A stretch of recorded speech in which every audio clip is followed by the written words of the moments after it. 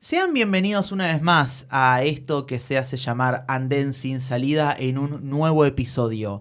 En un episodio bastante particular, bastante raro, porque siempre venimos hablando de Argentina. En general, el país no puede no tocarse, pero esta vez va a ser diferente. Esta vez vamos a hablar de elecciones alrededor del mundo, principalmente de tres, las cuales hoy más que nunca son trascendentales. Y para eso traje a alguien muy conocido en redes sociales que nos va a explicar un poquito cada proceso. Felipe Gali, bienvenido. Muchas gracias de verdad por la invitación y bueno, hola a todos los que nos están viendo. No, por favor, gracias a vos por venir, por tomarte el tiempo de acercarte hasta acá. ¿Fue duro el viaje hasta acá o no tuviste quilombos? No, vine caminando. Ah, genial, Sí, buenísimo. sí, Hasta te ahorraste el transporte público. Sí.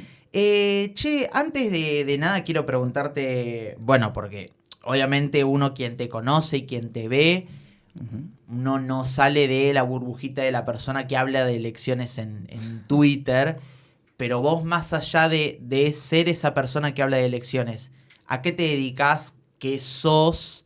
Y contale un poco a la gente qué andas haciendo. Bueno, yo soy estudiante de Ciencia Política en la Universidad de Buenos Aires, en la Facultad de Ciencias Sociales. Estoy en lo que sería el último año de la carrera ya. Y me dedico precisamente a investigar elecciones en todo el mundo, con una gama de países muy amplia, yo diría que prácticamente todos. Hay algunos pocos que no todavía. Y nada, también hago lo que podría decirse periodismo independiente, si se le llama. Colaboro con grupos que defienden la democracia a nivel continental, sobre todo. Hago colaboraciones, algunos trabajos freelance y más o menos a eso me dedico también. Y en mi tiempo libre escribo, estoy tratando de completar una novela ahora mismo. Ah, bien, ¿tuya? Sí, sí. Bien. Sí. Precisamente más o menos política la novela, si se quiere. Aunque es de Argentina, así que no puedo. Claro, Hoy no. Hoy no es el día para tocar Hoy no ese es el tema. día para tocar ese tema. Y quería saber cómo nació también esto de querer empezar en redes sociales y cuándo fue ese boom tuyo. Porque uno entra a tu Twitter y dice, para arriba de 10K. ¿Cómo fue todo ese proceso? La cuenta la abrí a fines de marzo de 2020, pero no, sí, lo de las elecciones nace un poco antes. La verdad que yo leo e investigo sobre elecciones desde que tengo 17 años, ponele, más o menos, ¿sí? Y fue ahí donde salió lo de estudiar ciencia política, porque antes yo ni sabía a qué me quería dedicar. Y en pandemia pasé por un momento bastante complicado porque, bueno, me quedé solo en el departamento donde vivo ahora. Parte de mi familia está en Entre Ríos y la otra, bueno, no vivo con ellos, así que me quedé ahí encerrado meses y meses y meses y todos sabemos lo difícil que fue para algunos ese periodo, ¿no? Entonces, como que yo estaba muy mal y le pregunto a un amigo qué puedo hacer para explotar lo que yo hago, lo que yo ya hacía, que era buscar sobre las elecciones, escribir, incluso edito en Wikipedia, a veces cuando tengo tiempo, diseño mapas, hago gráficos, escribo. ¿Y cómo hago para explotar eso? Y me habla de Twitter, porque yo hasta entonces no tenía Twitter. Yo entré a Twitter tarde. Hay gente que está en Twitter entraste, claro, muchos se crean Twitter a los 15, a los 16 15, años. a los 13, vi incluso alguno que dice, y vos decís, pendejo que hace acá. No habría que permitirle entrar a la gente tan joven a Twitter, pero bueno, encima no es Twitter, entonces vos me decís Facebook, que es más familiar, pero Twitter es como toda una bolsa complicada. Es un lugar, ¿no? complicado, entonces, pero yo nunca me había interesado, encima decían 280 caracteres, que antes eran menos encima, pero cuando yo entré ya eran 280 y decía, no, pero ¿qué puedo hacer yo en esto? Yo era de escribir artículos que eran párrafos de 20 renglones, ¿viste? Y que eso no te lo lee nadie. Y una de las cosas que más le rescato, que más le agradezco a Twitter es que aprendí a resumir, precisamente, porque yo decía, ¿cómo hago esto y qué hago? Entonces me decía, vos escribís sobre elecciones, hace un hilo que es haciendo así me recomendaba mi amigo. Ah, claro, directamente. Al principio te van a leer 3 o 4 boludos del mundillo, me lo dijo así. Pero después podés llegar a más gente, me dijo, va a ser... Entonces ahí arranqué poquito a poquito, elección a elección, países raros. Yo siempre me gusta más si Si me choca una elección importante, pesada, con la de un país raro, obviamente no voy a ignorar, qué sé yo, Estados Unidos, ¿me entendés? O la India. Pero yo prefiero seguir la del país raro, porque esa no la sigue nadie. Claro, No es la como te metes en la bolsa que nadie investiga. Exacto, y esa bolsa está vacía y es toda mía.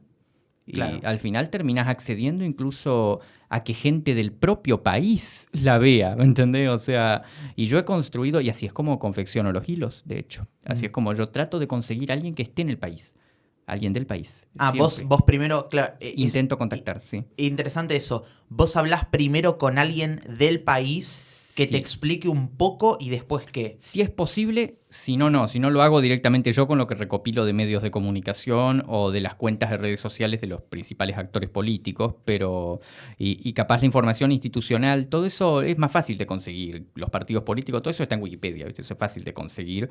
O en algún medio así, o en alguna... Pero hay algo que no podés conseguir de Wikipedia, que no podés conseguir de un medio de comunicación, ni de un informe de la ONU, ni menos de las redes sociales de los políticos de un país, que es la idiosincrasia de un país. Es la gente de ese país, lo que esa gente piensa, siente, qué lo lleva a votar de determinada manera, qué lo lleva a no votar directamente, qué lo lleva a protestar. Y para eso yo siempre trato de contactar a alguien del país y... He logrado reunir una red de contactos, tenemos un grupo de WhatsApp incluso, no están todos, a otros los tengo más en privado, a otros no los tengo en WhatsApp, los tengo en Twitter nomás, algunos los he sacado de Facebook, ¿viste? Porque yo he llegado al nivel de locura que imagínate que me meto un escrutinio en Samoa, ponele, Directamente. me meto al vivo de Facebook, donde están siguiendo el resultado y busco... Hola, ¿puedo hablar con vos? Hola, ¿puedo hablar con vos? Así sucesivamente Automáticamente. hasta que alguno me responda. Hasta que alguno... Yo he llegado a ese nivel. No lo hago, no es así con todos, obviamente. No, pero como politólogo recibido en la misma casa que vos, logro comprenderte. Llegamos a ese nivel de Hay gente que locura. no lo comprendería. No, pero nosotros llegamos a ese nivel de Pero locura. me alegra que lo comprendas. Sí, No, sí. y así he logrado, y tengo en más de 120 países.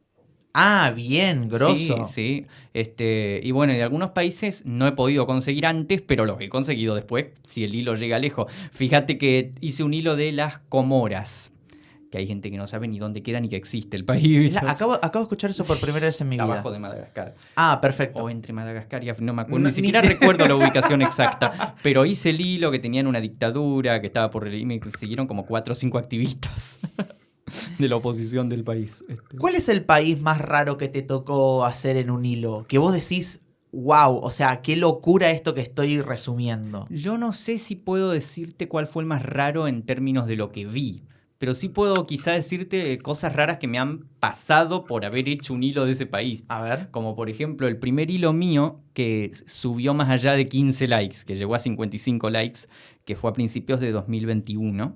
Porque yo hasta entonces venía sacando pocos likes, tenía pocos seguidores y ahí empecé a remontar, a crecer un poco.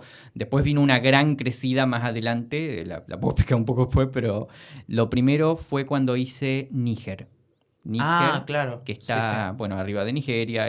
Algunos lo conocen un poco más porque después destacó porque el gobierno que salió electo de esas elecciones fue derrocado por un golpe de Estado. Cosas normales que se Sí. ven en África, ¿no? Sí, y Níger se convirtió en el primero de esa nueva guerra fría en la región del Sahel, que se está viendo ahora, los golpes de Estado en toda esa región. Bueno, en esa elección anterior, ahí yo hice el hilo, y agregué un hashtag que estaban difundiendo de una plataforma que estaban haciendo un grupo de la sociedad civil de ese país para hablar de las elecciones en redes sociales. El acceso a internet en ese país era de 20%, un poco menos incluso, menos. Y me empezaron a dar likes nigerinos, y uno, y otro, y otro, y otro, y otro, y otro.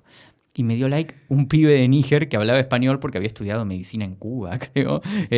Y me retuiteó y toda la diáspora nigerina, no sé dónde me empezó, de Latinoamérica, me empezó a dar like.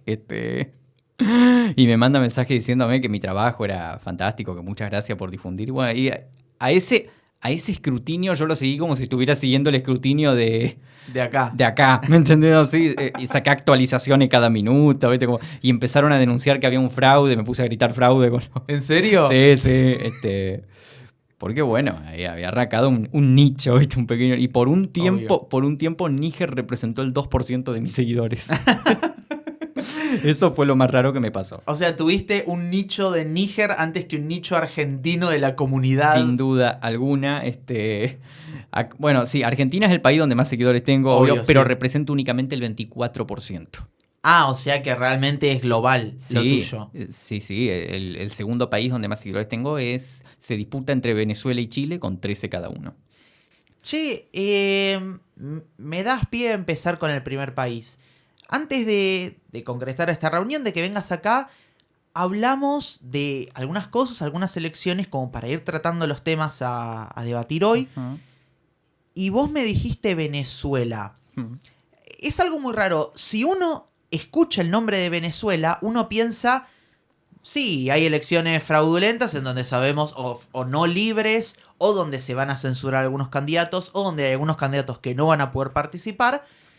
Y uno piensa, va a ser así, va a funcionar así, no va a haber alguna cosa diferente a lo que está ocurriendo hace ya un tiempo en Venezuela desde que asumió la presidencia Nicolás Maduro. Pero vos me dijiste, ojo este año. Ujú. ¿Por qué este año para Venezuela, para los venezolanos, puede ser diferente electoralmente? Las condiciones han cambiado en Venezuela, evidentemente. Primero hay que establecer un poco lo que es el contexto en el cual hablamos de fraude electoral en Venezuela, ¿no? Porque hay una gran narrativa. No me voy a poner en el plan del presidente de Brasil, Lula, diciéndote que los derechos humanos son una narrativa construida, ni mucho menos. La verdad es que los que me siguen en Twitter saben que yo con este tema en particular soy muy vocal, y no es para menos, tengo grandes amigos en Venezuela. Es el segundo país donde más seguidores tengo, les he agarrado un inmenso cariño, y ese caso lo sigo desde hace años, y te puedo decir que están más que dadas las condiciones para que este año en Venezuela se produzca un cambio. Cuando hablamos de fraude electoral en Venezuela, hablamos de dos elecciones concretas. La que ganó Maduro por primera vez en 2013 y cuando fue reelecto, entre muchas comillas, en 2018. Después se habla de otras elecciones que ha habido en el medio para otros cargos, pero si nos enfocamos en esas, en la primera vez que Maduro gana por un punto, la oposición no reconoce, denuncia fraude, hay muchas dudas y discrepancias sobre si hubo fraude o no, debates acalorados que podrían tomarnos horas, pero lo cierto es que en esa época el chavismo seguía siendo muy fuerte. O sea, es irrefutable que incluso si dijéramos Maduro esa elección la perdió por poco. O sea, incluso si hubo fraude, fue un fraude pequeño para garantizarle superar a Capriles, nada más. Y vemos que ganó por muy poco. Si hablamos de 2018, hablamos de una elección en la que la abrumadora mayoría de las fuerzas opositoras no participó. Boicotearon esa elección. Y podemos criticar los números, podemos decir que son falsos, y sin embargo, en cada elección, desde que asumió Maduro en adelante, el chavismo ha tenido que admitir que ha sacado menos votos que en la anterior. En ni una han dicho que han sacado más votos en términos absolutos. Entonces, ¿a qué nos enfrentamos en esta ocasión? En esta ocasión nos enfrentamos a un panorama interno y externo muy desfavorable para el chavismo. ¿Sí? Al declive de la situación económica, que bueno, hasta entonces lo venían como conteniendo, viene el hecho de que las estrategias a nivel regional y a nivel internacional han cambiado mucho para lo que es el chavismo. Tiene tres aliados fuertes Maduro, tres aliados que han sido el sostén, o sea, por así decirlo, que son China y Rusia, obviamente, y Cuba. Cuba en este momento está concentrada en evitar colapsar. Viene de un estallido social, está enfrentando apagones diarios. Bueno, Rusia está muy concentrada en Ucrania. No tiene tiempo para hablar con Maduro. Si lo llama para pedirle ayuda, está muy ocupado con Zelensky. Y China está harta de que Venezuela no pague sus deudas, porque a los chinos lo que les importa es el dinero. No le importa como Putin, a todos les importa el dinero, pero bueno, no le importa como Putin encabezar un gran polo antiestadounidense, no tiene así una gran narrativa ideológica. Maduro es lisa y llanamente un parásito que no paga sus deudas. Así de fácil. Así de fácil. Y eso a los chinos no les sirve. Entonces los chinos están en repliegue allá en Venezuela. Tibio apoyo por acá, algún acuerdito por acá, pero al final del día un socio que es tan poco confiable no le sirve a China. Entonces, mientras tanto, vemos que en el plano interno la oposición inicia un proceso de reorganización, inicia un proceso de fortalecimiento que además viene acompañado con un fortalecimiento de la sociedad civil. ¿Qué venía pasando en Venezuela? Algo muy similar a lo que está pasando ahora en Cuba, pero bueno, con otro contexto, que es que la gente había renunciado a la posibilidad, con la gente me refiero a un común de la sociedad, había comenzado a renunciar a la posibilidad de un cambio interno, es decir, de que las cosas cambien en Venezuela, y lo que veían como una perspectiva para mejorar sus condiciones era emigrar, dejar el país. Entonces empiezan a haber una crisis migratoria, que ya la vemos viniendo desde hace una década, con hasta 8 millones de personas saliendo de Venezuela. Y bueno, al punto que tenemos millones de venezolanos en Colombia, en Brasil, acá en Argentina han venido casi medio millón, tengo entendido, un poco, no, menos, acá en Chile son medio millón, acá son un poco menos, como la mitad. Pero la cuestión es que en definitiva no existe país sin una pequeña base de venezolanos. Y eso ha provocado grandes trastornos en algunos países. Y ya hemos visto que hay una gran erupción xenófoba en contra de los venezolanos a nivel regional, y eso afecta todo, afecta las opiniones públicas, afecta la economía y afecta, por supuesto, elecciones. ¿Quiénes tienen que enfrentar elecciones? Bueno, Maduro podrá darse el lujo quizás de no enfrentar elecciones en su país, pero Lula y Petro sí tienen que enfrentar elecciones, ellos están al lado. ¿Son aliados de Maduro? Sí. ¿Son amigos incondicionales que van a hacer hasta lo imposible con tal de que él siga indefinidamente en el poder? No. Además de la mala prensa que ya da asociarse con el chavismo, sobre todo en estos tiempos que está tan floreciente la derecha regional y las nuevas derechas, está el costo de asumir la entrada masiva de venezolanos a sus países, que eso en Brasil y en Colombia ha provocado trastornos. Entonces Lula y Petro, ¿qué optaban? Bueno, en principio, para calmar la situación, buscaron normalizar al chavismo. No era necesario que el chavismo se cayera, pero sí que se normalizara, que normalizara su situación interna y que se estabilizara la economía venezolana para que los venezolanos dejaran de emigrar. Porque al final del día los principales motivos por los que uno emigra suelen ser económicos. Vamos. Claro, digamos que lo que le interesaba tanto a Petro como a Lula, y capaz ahora lo podemos sumar a Boric, es basta de la entrada o frenar un poco la entrada de venezolanos en su país. Sí, sobre todo, bueno, en Chile ha habido muchos... Boric quizás sí asume una postura un poco más ideológica, no te habla de derechos humanos. Petro y Lula tenían una actitud más conciliadora con el propio Maduro. Pero ¿qué ocurre? Que para que eso funcionara, la clave era que Maduro pudiera garantizar esa estabilidad, esa mínima estabilidad. Y Maduro ya no la garantiza porque se está construyendo un polo de oposición que vuelve factible la idea de una Venezuela sin él. Y si es factible la idea de una Venezuela sin él, muchos venezolanos van a aprovecharla porque no deja de ser abrumadoramente impopular, o sea, el chavismo. Entonces, en ese contexto se organiza lo que es la primaria de esta coalición opositora, la Plataforma Unitaria, y se presenta María Corina Machado, esta líder tan destacada dentro de lo que hasta entonces era la oposición más radical, más abstencionista, si se quiere. Más que radical, porque ya los opositores más extremos se niegan a participar en cualquier conversación, en cualquier discusión, incluso te dicen que Venezuela solo se liberaría con una intervención estadounidense, lo cual es imposible e inviable. Machado más bien habla de exigir condiciones electorales mínimas, que es algo que los otros sectores de esa oposición que participan en las elecciones, esa oposición que responde a partidos judicializados por la justicia controlada por el propio chavismo, lo que exige esta nueva oposición es simplemente las condiciones electorales, y se llega hacia estos acuerdos en Barbados, firmados en ese país, que contemplaban elecciones con garantías mínimas, donde se permitiera participar a todos. Poco ocurre. No se permite que María Corina Machado, que ganó estas primarias con el 90% de los votos, que eran 2 millones de votos, para hacer una comparativa, es 1 millón de votos menos que lo que el chavismo reclamó en las últimas regionales. Y lo logró sin ningún aparato y sin el apoyo de los partidos opositores oficiales que tienen el aparato, la plata, ¿se entiende? Ganándoles, de hecho, a ellos. El que quedó segundo era de los partidos tradicionales y sacó menos de 2%. ¿Entendés? ¿Quién era, Capriles? No, Capriles se retiró precisamente porque sabía que perdía. Sí. No, el que quedó fue Prosperi, que era del Partido Acción Democrática.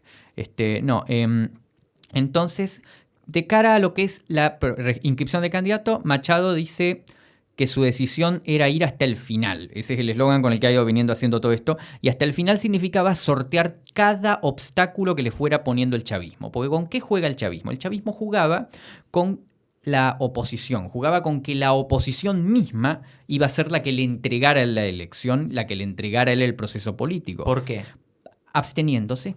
lo que él busca hacer no es sabotear completa e indefectiblemente el proceso, como ha ocurrido, por ejemplo, en Nicaragua, que se detuvo a cada potencial candidato opositor, se cerró totalmente el proceso al escrutinio independiente. En definitiva, la dictadura misma fue la que ejerció el choque contra la posibilidad de una oposición organizada, ¿no? Lo que quiso hacer Maduro fue sabotear ligeramente el proceso, pasito a pasito. Primero te pongo esta dificultad para inscribir a tus candidatos, después te impongo esta dificultad para inscribir a tus testigos de mesa, que son los fiscales allá. Entonces, él juega con la idea de que finalmente la oposición diga, no, esta elección no tiene garantía, nos retiramos. Así él puede decir, miren, yo hago elecciones y la oposición es la que no participa. Entonces, pero, ¿qué es lo que hace Machado? ¿Cuál es la estrategia de Machado? Que finalmente es la que está por lo que va ocurriendo hasta ahora, estaría teniendo éxito. Decir, no me abstengo, me pones ese obstáculo, bueno, lo sorteo. No me puedo inscribir, inscribo a otro candidato.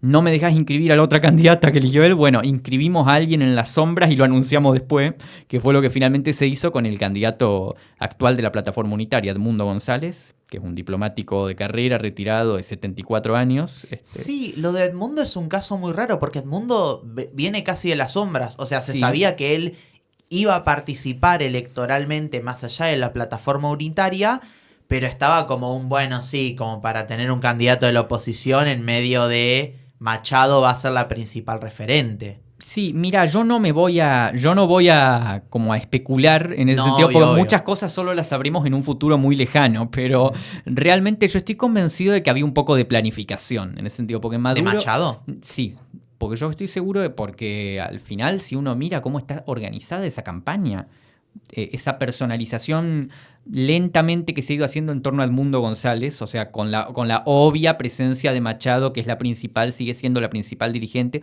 pero complementándose un poco con lo que es la figura de González, porque la campaña está bien armada, se centran en que el tipo es un profesional, se centran en que el tipo es como un abuelo cariñoso que habla tranquilo, o sea, que viene a traer paz y tranquilidad y estabilidad y democracia frente a un grupo que ha gobernado por 26 años y ha traído solo 8 millones de migrados, debacle económica absoluta y bueno, y polarización, populismo, gritos y todo eso que ha poblado el continente, tanto izquierda por derecha, y bueno, tenés ahí una campaña tranquila por un lado, y del otro lado está Machado agitando, es la que más agita, pero lo hace con otro tono, ¿viste? O llama a la gente a organizarse, a establecer estos comandos para cuidar el voto, los llamados comanditos, así les dicen. Uno para cada mesa, para cuidar los votos, y generás así como un movimiento social muy interesante que el chavismo no ha podido contener. Han ido siguiendo a Machado por toda Venezuela, haciendo actos en los mismos lugares donde los hizo ella, y encima vos ves las formas, primero las formas tan burdas en las que tratan de sabotear la campaña, desde cerrarle el negocio de empanadas a una señora que le vendió a Machado, o sea, clausurar hoteles a los que ni siquiera han ido, o sea, ella misma dijo, nos han clausurado hoteles a los que no hemos ido, por si las dudas se les ocurre hospedarse ahí. Claro, sí. O sea, vos ves cosas así, y después los planos de los actos de ellos, en los que enfocan a Maduro y ni se les ocurre enfocar a la multitud, no sea cosa que nos enteremos que son 100 personas, donde Diosdado Cabello, que es el segundo del régimen, que es el que se ocupa de la campaña, batalla con todas sus fuerzas para llenar un callejón en lugares donde Chávez antes te llenaba 4 manzanas. Es muy evidente el deterioro del poder de movilización del chavismo, es muy evidente el fortalecimiento del poder de movilización de la oposición, y día a día, semana a semana, Maduro se va enredando en su propia trampa, porque él armaba el proceso jugando con que Machado se iba a terminar absteniendo. Y no lo ha logrado. Y ahora le quiso imponer, por ejemplo, que los testigos de mesa solamente pueden ser de la mesa que votan. Y eso dificulta mucho a la oposición porque hay centros que tienen una sola mesa en lugares como unidades militares, por ejemplo, ahí donde están bien vigilados por el chavismo y representan hasta el 40% de los electores. Y salió la oposición con que ya se había anticipado a eso y en muchos casos la mayoría de los testigos eran de la mesa que votaban y solamente quedaba hacer algún que otro cambio. La arbitrariedad más grande que se vio en el proceso fue con el registro electoral en el exterior, que se aseguraron de que nadie de los 8 millones de venezolanos se pudiera inscribir o actualizar sus datos. Porque si no saben que perfectamente que son 8 millones de votos directos a Edmundo González. Entonces, lo que hicieron fue muy burdo, ¿me entendés? 2 semanas, violaron la ley electoral por donde se te ocurra. pero sin embargo no lograron que la oposición se abstuviera. Y cada día que pasa, cada semana que pasa, se consolida más la propia figura de Mundo González, lo que es el liderazgo de Machado, lo que es esa efervescencia. Ves venezolanos que llevaban 20 años sin votar, listos para votar. Ves venezolanos que llevaban 10 años sin la más mínima esperanza en que algo pudiera cambiar, seguros de que Maduro el 28 de julio se va. Entonces, cuando tenés a la gente tan convencida de algo, ese algo se va a terminar volviendo realidad por fuerza propia. ¿Me entendés? O sea, cada día que pasa, un sabotaje definitivo al proceso, que solamente puede ser cancelar las elecciones o robárselas en última instancia, el costo que va a tener que asumir Maduro de hacer eso va a ser mayor, no solo de cara a las sanciones internacionales, sino interno. Hay gente que si vos le sacás la fiesta de la noche del 28 de julio, te la reemplaza por un linchamiento. O sea, lo digo. Te quiero hacer otras dos preguntas respecto de Venezuela, antes de pasar a otro país. Sobre dos cuestiones que vos mencionaste. Uno, hablamos de los venezolanos en el exterior, en el extranjero. ¿Ves venezolanos volviendo a su país exclusivamente para votar? Hubo algunos casos de venezolanos que estando registrados todavía en otro lugar, en su lugar de origen, vuelven. No te puedo decir cuántos son, no sé si se ha hecho el cálculo, pero ha habido casos. Claro. Sin duda. Y la otra consulta es respecto de algo que pasó hace muy poco en Bolivia respecto del golpe. Y vos mismo decís que uno de los fuertes del chavismo son las Fuerzas Armadas. Obviamente, como politólogos no estamos para hacer suposiciones, ni hacer futurología, ni demás. Pero no es un poco Vos me querés peligroso. Vos me preguntás qué puede pasar si Maduro pierde. Sí, con o eso. sea, acá es cuando se me prende la señal roja que tenemos los politólogos de Danger.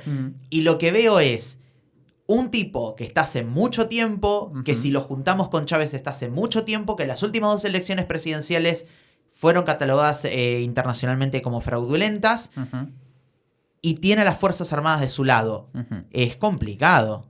Bueno, vamos a ver dos cosas. Bueno, un par de cosas en realidad. Primero, el chavismo no es algo completamente homogéneo, ¿se entiende? Primero, no todos los chavistas están incondicionalmente con Nicolás Maduro.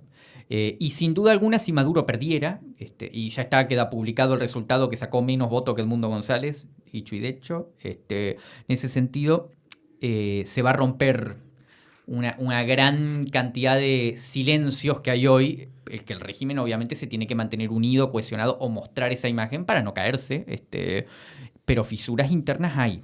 Partamos desde esa base. Segundo, supongamos que gana Edmundo González, que logra porque hay que hablar de que hay una transición de 6 meses, incluso porque el mandato de Maduro termina en enero. Supongamos que logra ser presidente, sí, no solamente el ejército va a tener que gobernar con una corte suprema controlada por el chavismo y con una asamblea nacional en la que el chavismo tiene el 75% de las bancas hasta enero siguiente, después de las parlamentarias. Entonces sí, es un panorama muy complicado. Pero ¿qué ocurre? Ahí yo creo que la propia figura de Edmundo González, y por eso te remarco que yo creo que había un mínimo de planificación detrás de su candidatura, porque es una figura que no está tan, sí, es el candidato de la plataforma unitaria, es el candidato de la oposición, pero no es el candidato a ser el presidente de la oposición. Esa es Machado. La que sería presidenta de un gobierno de los partidos de la oposición es Machado. Edmundo González es el candidato a presidente de transición. Es el candidato que en última instancia, si fuera presidente, se ocuparía precisamente de desactivar esas bombas y de desarticular todo ese andamiaje autoritario y toda esa estructura, y puede ser a punta de negociaciones, puede ser a punta de amnistías, en definitiva hay un gran abanico de probabilidades, y va a contar con un apoyo internacional que no tendría otro gobierno. Si estuviéramos hablando de un país mucho más aislado, entonces no tendría mucho problema, podríamos hablar de que el chavismo probablemente se perpetuaría, pero hablamos de un país en el que todo el mundo está poniendo sus ojos, estamos hablando de un país que en cuanto vuelva a ocurrir algo le van a llover sanciones internacionales, entonces, y además ya se está tambaleando, ¿se entiende? Entonces, en ese sentido yo creo que hay muchos puntos en contra, hay cuestiones en contra de que se produzca una transición en Venezuela, las hay. Pero es el momento más favorable en 26 años. Eso también. Quiero pasar a otro país. Hace muy poco, esto sale el domingo, se cumple exactamente una semana de las legislativas en Francia. Ujú. Resultado que asombra, resultado que muestra a una Marine Le Pen mucho más fuerte que cuando salió segunda en las últimas elecciones versus Macron. Yo no creo que sea la misma Marine Le Pen igualmente que hace un tiempo. Es verdad que sus seguidores son a veces un poco polémicos, demás, tiene ramas de todos los partidos políticos, pero sí la noto a ella un poco más moderada de lo que era antes. Quiero que me des tu impresión de lo que vos viste este domingo en Francia y qué podemos esperar para dentro de 7 días, que es la segunda vuelta. Ujú. Bueno, la segunda vuelta ha quedado un poco en duda porque por la rápida unificación a la que recurrió Macron con las fuerzas de la izquierda. Yo ya veía en los días antes de la elección que se hablaba de un gobierno, se llegó a hablar en redes sociales hasta de un cogobierno entre Macron y Le Pen, se barajaban y no, finalmente Macron pateó totalmente el tablero, lo viene pateando desde las europeas cuando convocó estas elecciones anticipadas. Nadie sabía muy bien por qué lo hizo. ¿Viste? Decía, acabas de perder por 15 puntos las europeas contra Le Pen. ¿Por qué llamás a legislativas que sabés que las va a ganar? Y respecto a lo que acaba de pasar, bueno, era esperable. No pasaron ni 3 semanas desde que ya vimos ese resultado en las europeas. Y el resultado fue casi el mismo. O sea, salvo la unificación de las fuerzas de la izquierda, que unidas lograron casi un 30%, ahí 33% logró Le Pen, con la suma de un par de candidatos, de algunos candidatos del gaullismo que se habían adherido a su campaña durante la legislativa, y tercero queda el macronismo ya derrumbado. Logró remontar bastantes votos con la campaña de Se vienen los extremos que venían haciendo, pero no, obviamente no suficientes para contrarrestar. ¿Te esperabas el resurgimiento del otro candidato, de Mélenchon? Porque es alguien que se fue del socialismo, se fue del comunismo, que hizo la Francia insumisa y estaba como, sí, Mélenchon es el típico abuelo simpático, pero tuvo un resurgimiento electoral muy Sí, fuerte. a ver, lo que ha resurgido lo que surgió el domingo pasado no fue Mélenchon. No, claro, obviamente. Lo que surgió fue no, es que esta nueva coalición además tiene mucho menos Mélenchon que la anterior coalición. Precisamente porque en las europeas se produjo un resurgimiento muy importante del Partido Socialista, que logró quedar tercera la coalición que encabezaba, por arriba de la coalición de la Francia insumisa. Y en ese sentido reordenaron mucho la interna de la izquierda cuando se construye este nuevo Frente Popular, que es la coalición que se presenta ahora, no como la anterior, que era la NUPES. Y en esta vemos que hubo muchos más candidatos del PS que en la anterior. O sea, es más una coalición mucho más moderada y mucho más europeísta. La que realmente se ha moderado es la izquierda en estas elecciones. Y eso claramente ha influido en la decisión de Macron de hacer esta eventual unificación anti-Le Pen, porque solamente se han retirado los macronistas en distritos donde hay un candidato del PS o de los Verdes o hasta del Partido Comunista, al que han rechazado como si fuera Le Pen, es a la Francia insumisa. Algunos candidatos en particular se han retirado también. Porque claro, como que lo importante de la elección es eso, ¿no? Las circunscripciones en las cuales hay 3 candidatos.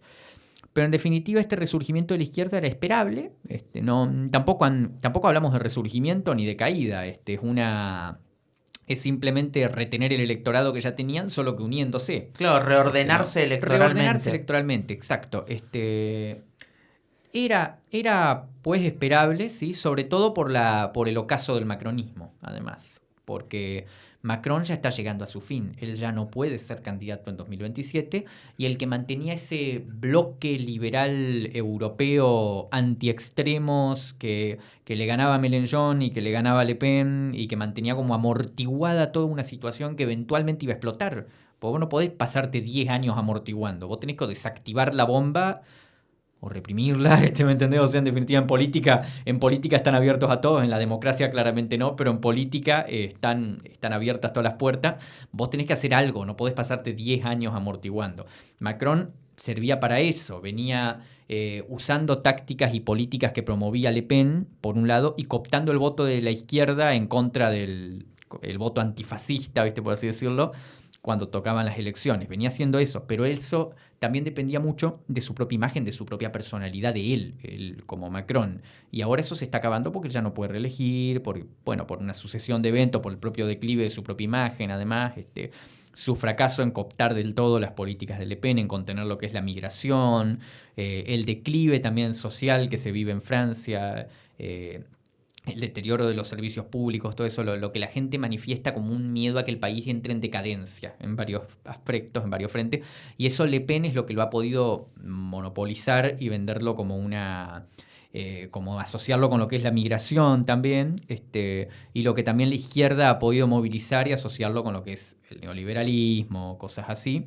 Y en ese sentido era de esperar que cuando se derrumbara ese bloque amortiguador que venía construido por Macron, terminara surgiendo una polarización muy dura, muy seria y quizás hasta peligrosa, te diría, entre el bloque de Le Pen, que si bien se ha moderado, si bien... e incluso uno no sabe si la moderación es quizá un poco más peligrosa porque la moderación te vuelve viable. En realidad, no, más que moderación, yo hablaría de viabilización electoral. Y del otro lado, una izquierda que también estará viabilizada y será mucho más viable, sin duda alguna, que Le Pen, pero que no deja de tener elementos bastante controvertidos. Y bueno, y en ese sentido serán los votos, precisamente los votos impredecibles, los votos del macronismo, los que terminan definiendo cuál de los dos es más deseable, si se quiere. Eso es lo que está pasando. ¿El Frente Popular tiene líder hoy o no? Porque es raro decir Mélenchon es el líder. Es cierto que agarró el micrófono él el domingo y habló él. Uh-huh. Pero uno no lo ve como líder, porque también está Hollande en el medio, los socialistas resurgieron, como vos decís. Mira, yo te lo puedo llevar y es curioso, porque es la única parada que voy a hacer acá, pero yo creo que te puedo hacer una comparación ligera, muy a grandes rasgos, muy con pinzas, con el peronismo, porque ¿es Cristina la líder del peronismo hoy? Podemos decir que sí algunos, podemos decir que no otros. Es la que sin duda agarraría el micrófono en un acto, pero no tiene un liderazgo indiscutido y hay mucho antivoto en su contra. Eso mismo le pasa a Mélenchon. Eso mismo le pasa a la izquierda francesa. No tiene hoy un liderazgo que pueda reunir todos esos votos en una elección presidencial. Quizá lo haría, quizá lo lograría en última instancia. Quedan 3 años para la elección presidencial. Claro, además, sí, obvio. Tiempo para construir ese liderazgo hay, y si no lo aprovechan... La verdad que es para reventarlo, ¿me entendés? Te están dando 3 años de anticipo diciéndote cuántos son tus votos y en qué posición está. Y eso también es lo que está haciendo Macron. A eso jugaba Macron con este adelanto electoral, precisamente. Pero esta moderación, vamos a llamarlo entre muchas comillas, ¿no? Pero esta construcción tienen 3 años para construir. Sí. Ahora, acá también lo voy a agarrar muy con pinzas en comparación con Argentina. Así como hizo Cristina con Alberto, Mélenchon no tiene la posibilidad de buscar a su Alberto más capaz como vice que como presidente. Y es complejo, igual no hay vice en Francia. No, obvio, pero como primer ministro o como su segunda mano, o como su mano derecha. Está más difícil acá porque acá hablamos más de aparatos partidarios, hay partidos firmes. Si tuviera que buscar Mélenchon hacia un segundo, o alguien incluso para impulsar que no fuera él, tendría que ser del PS, indudablemente. Convencer a los suyos de votarlo, difícil, no imposible. También hay que tener en cuenta que muchos votantes de Mélenchon no tendrían por qué no votar a Le Pen en una segunda vuelta. No, obvio, es verdad. ¿Se entiende? Y eso es algo que lo estamos viendo en toda la tierra. ¿Me puedo decir? Un país donde sí, bueno, pero los candidatos de la izquierda, así como más dura, más populista, si se quiere, ¿cómo van a votar a la candidata de la derecha? Y sí lo podrían hacer. Hay varios escenarios donde lo podrían hacer, sobre todo si ven que enfrentan a un presidente que representa al establishment que odian. Y Le Pen, incluso en tiempos pasados, habló bien de Mélenchon en algunos momentos. O sea, se atacan, se pelean entre ellos, tendrán grandes diferencias, pero ella dice, bueno, estos que son la izquierda patriótica como nosotros, que no se oponen a la Unión Europea y a todo eso, entonces vemos que en realidad se está creando un intento de forzar una polarización izquierda-derecha en Francia, mientras que al mismo tiempo a nivel social lo que hay es una polarización establishment-anti-establishment. Y el que va a terminar beneficiándose, el que va a terminar construyendo va a ser o bien el que logre reunir a todo el establishment y aparte del anti-establishment en un bloque anti contra Le Pen, o bien el que represente mejor un sentimiento anti-establishment que Le Pen. Y termine captando votos del establishment. O Le Pen presidenta. O Le Pen presidenta. ¿Entendés? O sea, igual de todas formas no hay que dejar de tener en cuenta que sigue teniendo graves debilidades Le Pen. O sea, está muy fortalecida. Está en una posición como nunca antes y la verdad que no ha jugado mal sus cartas. Sabe que esta es la última etapa, la última probabilidad que tiene de llegar a ser presidenta y no las va a desaprovechar. Sobre todo ahora que ha ganado la legislativa. Esto también responde a una posible trampa de Macron. O sea, ¿me entendés?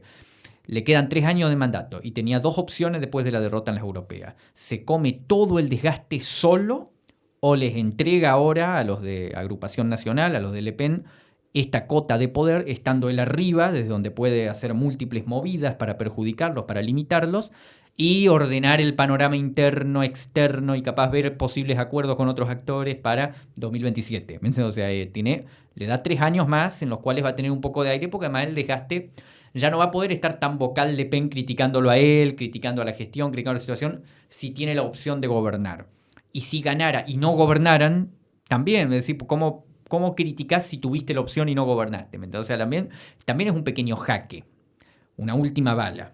Y eso ya ocurrió en Francia en el pasado. En el 97 ganó Jospin, ganó el Partido Socialista la legislativa, y después en 2002 Jospin, que fue primer ministro de todo ese periodo, quedó tercero, atrás de Le Pen.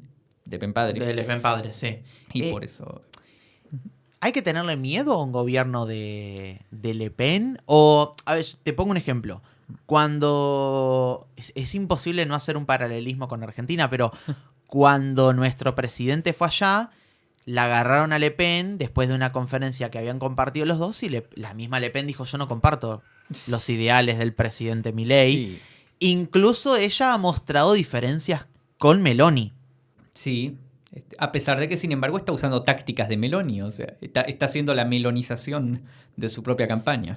¿Hay que tenerle miedo a una Le Pen presidenta o uno piensa, no es Marín, no es Jean-Marie, o la Marín 2025, 26, 27 no es ni ahí la Marín 2012? O lo está haciendo a propósito, capaz.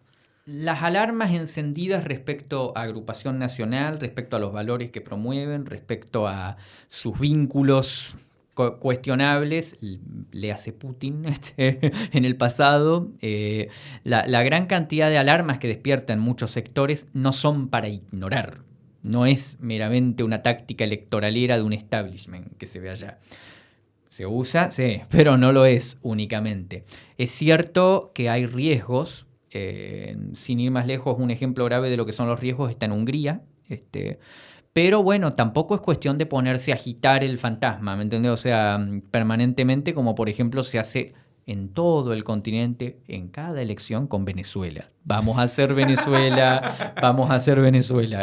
Que en algunos casos podría ser cierto y en otros no, ¿me entiendes? En cada caso, en ese sentido, pero es una ruleta rusa. Valga la redundancia. Claro, sí.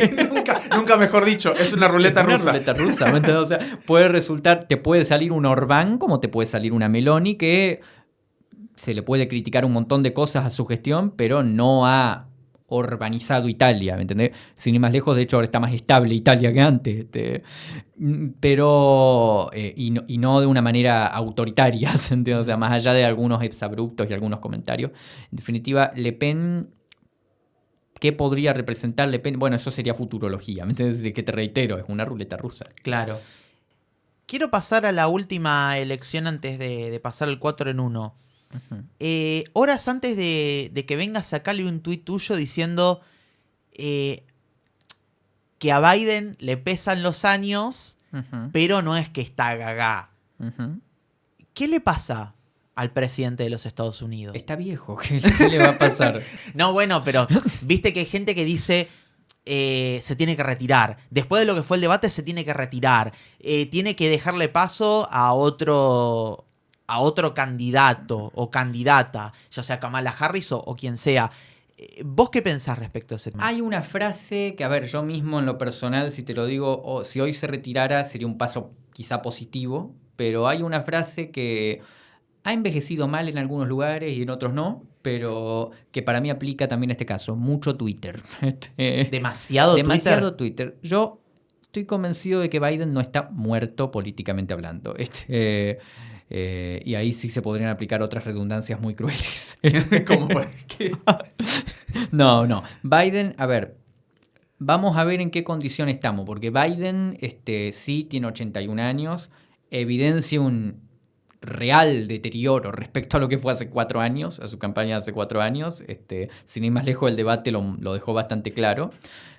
Y sin embargo, cuando vos los ves dando discursos de campaña, cuando vos ves en otras situaciones, yo creo que ese debate fue sobrecoacheado, eso es lo que dicen muchos, muy coacheado, y como que intentó mantener una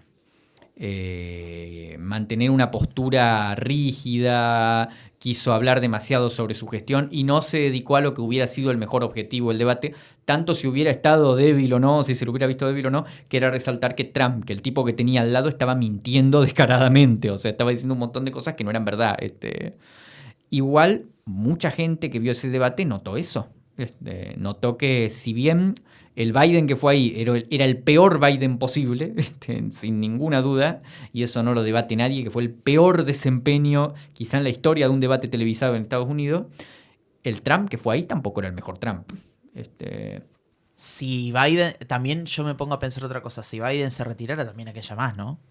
Porque te necesitas una figura muy fuerte. A ver, sí, es que no solo está eso, también está el hecho de que la única forma de conservar todo el dinero recaudado, y hablamos de varios cientos de millones de dólares, todo el dinero recaudado para la campaña, sería que Kamala Harris fuera la candidata. Solamente si ella es la candidata se conserva todo el dinero recaudado. ¿O Michelle?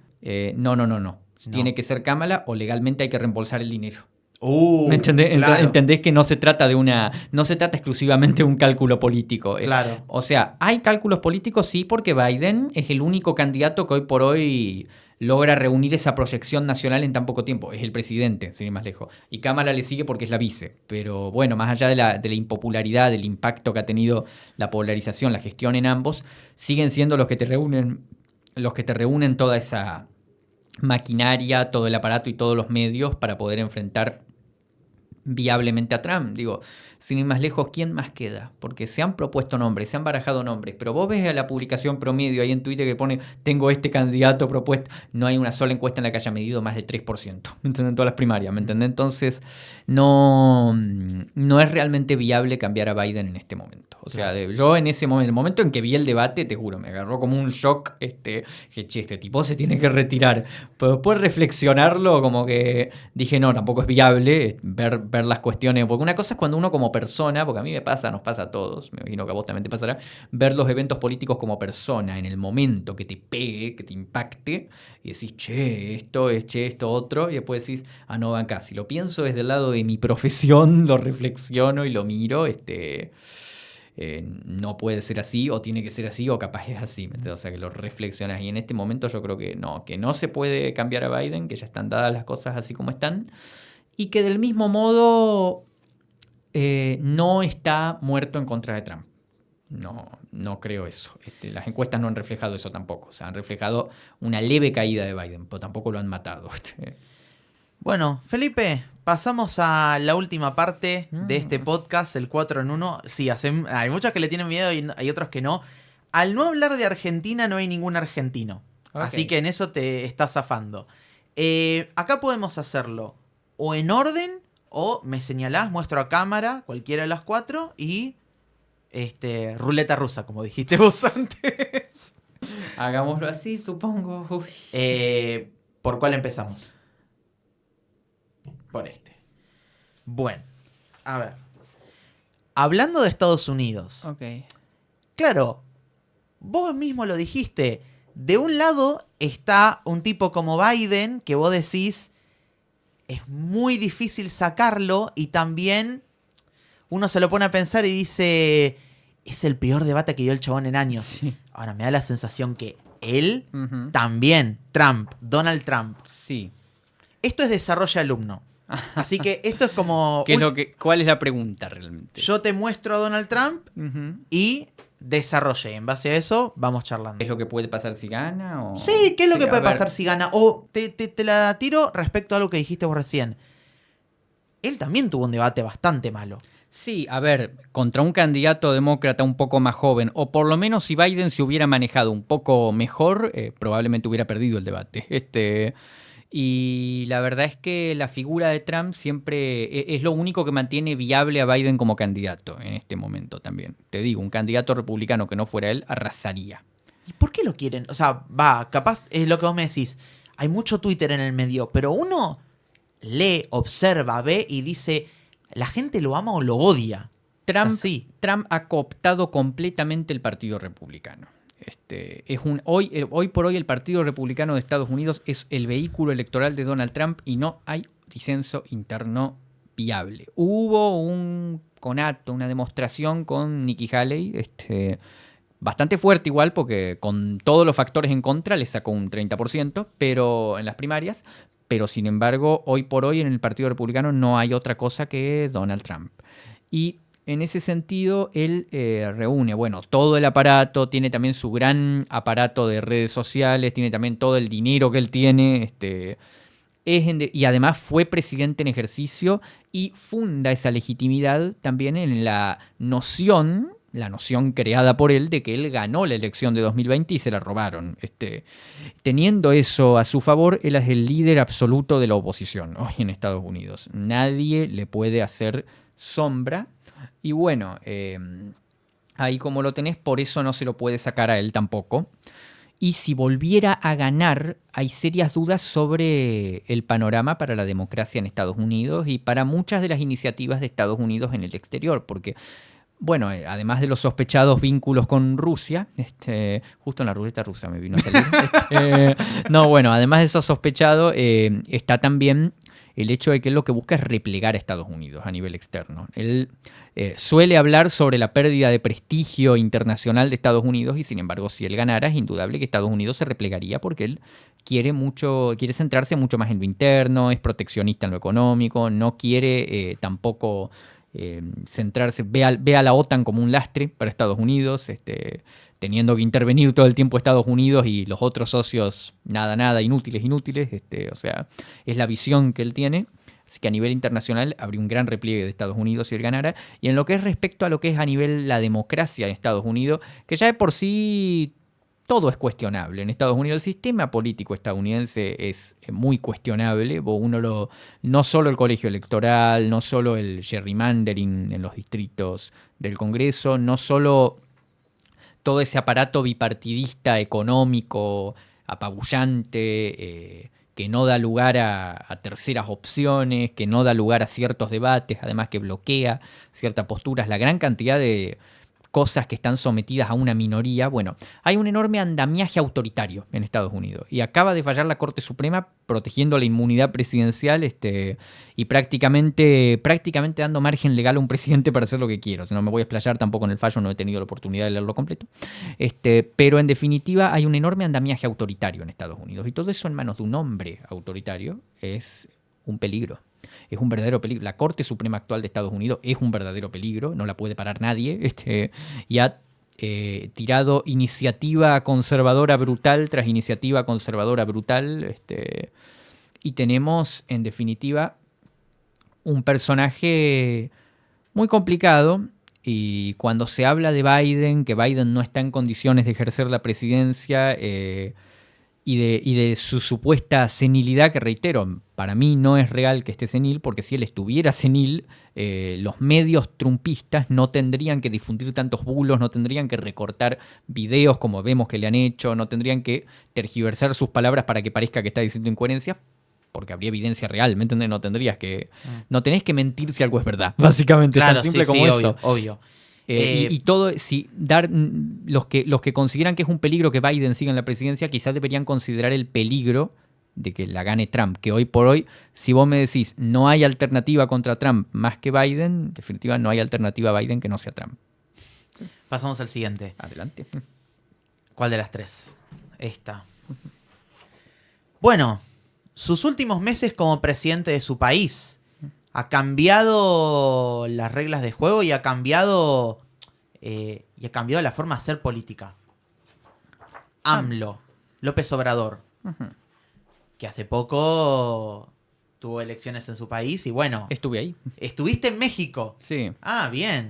Estuve en la sala de prensa del Instituto Nacional Electoral cuando anunciaron los resultados. ¿Y cómo fue ver no solamente eso, sino también a AMLO, a Sheinbaum, siendo la primera presidenta mujer. Mira, yo te podría hablar sobre lo que es ser la primera presidenta mujer, pero lo que te digo, cuando se anunció ese triunfo tan abrumador, que además lo que más importó fue el arrase en el Congreso, que les dio 2/3 a la coalición gobernante. Cuando se anunció eso, yo te digo, en el Instituto Nacional Electoral, que es un órgano que ha estado enfrentado con AMLO, y que ahora el AMLOísmo ha ganado el poder para reformar, entró en un silencio mortal. Yo estaba en la sala y estaban todos con una cara de velorio, literalmente estaban todos como no, encima los amloístas ahí en la misma sala de prensa eran unos pocos nomás, el que era los consejeros de ellos en el Instituto Electoral y algún que otro atrás. Habían vuelto a crucificar a Jesús, ¿me entendés? O sea, fue tremendo el silencio que se hizo en esa sala de prensa. Y bueno, y ahí tenemos una nueva presidenta, evidentemente bastante sobre todo por la cuestión económica. Eso lo ha beneficiado a AMLO por el aumento del acceso al dinero que han visto muchos mexicanos en el último tiempo. O sea, vemos una situación económica estable, con una estabilidad que es envidiable para la región, envidiable para nosotros, obviamente. Espero que esto no lo vea nadie allá. ¿Por qué te van a criticar? No, me van a cargar los mexicanos. Ah, ¿no? Bueno, sí, por argentinos que no tienen la situación económica. No, ¿qué importa? Nosotros tenemos la copa y ellos no. Bueno, entonces, en definitiva, por ese lado va, por la situación económica sobre todo, por la situación de seguridad no, esa era la gran falencia de AMLO. De hecho, fue el proceso electoral más violento de su historia, con hasta 37 candidatos a distintos cargos muertos. La mayor parte en instancia local, en municipios, que, bueno, murieron a manos de narcotraficantes. Y vemos una oposición, por el otro lado, que además de representar 80 años de constantes frustraciones para muchos mexicanos, no había hecho un mínimo de autocrítica de lo que habían sido sus periodos en el poder, lloraba por una democracia, por un Estado de Derecho y por unas instituciones que persistieron por décadas a pesar de ellos y no gracias a ellos, y que además evidenciaba y exudaba un clasismo bastante desagradable incluso para verlo desde afuera, no me imagino, para el votante mexicano promedio viéndolo desde adentro. ¿Me entendés? Vos decís, realmente tenés gente acá que otra vez me hago una parada acá y voy a citar a alguien que seguro todos en este momento conocemos en este país. No la ven. Realmente la oposición mexicana no la ve. Eso es lo que podemos decir de AMLO.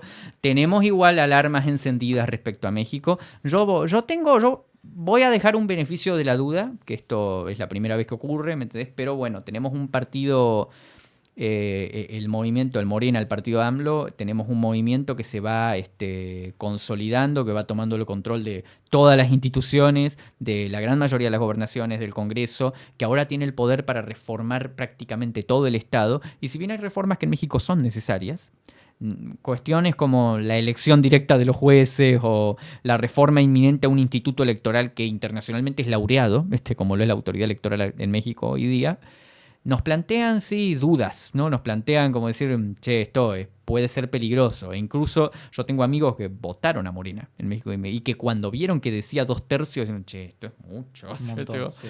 Así que bueno, eso podemos decir de México. Pasamos a los últimos dos. A ver. Bueno, hablamos de él antes, sería más redondear un poquito su caída, ¿no? Emmanuel Macron. Macron, sí. Su caída, la realidad es que cuando llegó a la presidencia se esperaba una cosa de él y ahora es... Caída, bueno, al final del día igual Macron puede decir que se va por la puerta grande, ¿no? Digo, tuvo dos mandatos, obvio. 2 presidencias, no lo pudieron acabar en ningún momento, más allá de lo que es esta derrota que es muy dura, que yo te digo igual fue bastante manejada, por lo menos la de las legislativas, la de las europeas no, obviamente, pero el levantamiento desde estas elecciones ha sido... Va a gobernar los 3 años con lo que venga, va a quedar los 3 años con los que venga, y yo te digo, no solo no está muerto, no lo veo caído del todo. Ahora, después de la segunda vuelta, si se produce un escenario en el que Le Pen no logre la mayoría absoluta, si la logra, sí, porque ahí Macron va a ser nada más el firmador de cheques de agrupación nacional durante los próximos 3 años. Pero si no logra la mayoría, se va a producir un escenario de inestabilidad. porque no va a haber forma de formar un gobierno con eso, y tampoco va a ser viable llamar a nuevas elecciones una y otra vez. Así que Macron, como presidente, que le quedan 3 años, va a ser la única figura de autoridad viable en Francia. Así que él no está muerto. Pasamos al último. A la última, adelante. Si hablamos de figuras europeas, yo lo tenía muerto a él. Y nada que ver. Pero Sé nada de quién que ver. estás hablando, sí, Pedro Sánchez. Pedro Sánchez. Ya decía, yo ya sabía, no se intuía que iba a ser el último. Intuías que iba a ser Pedro Que no Sánchez. podemos repasar Europa precisamente Sin hablar de Pedro Sánchez.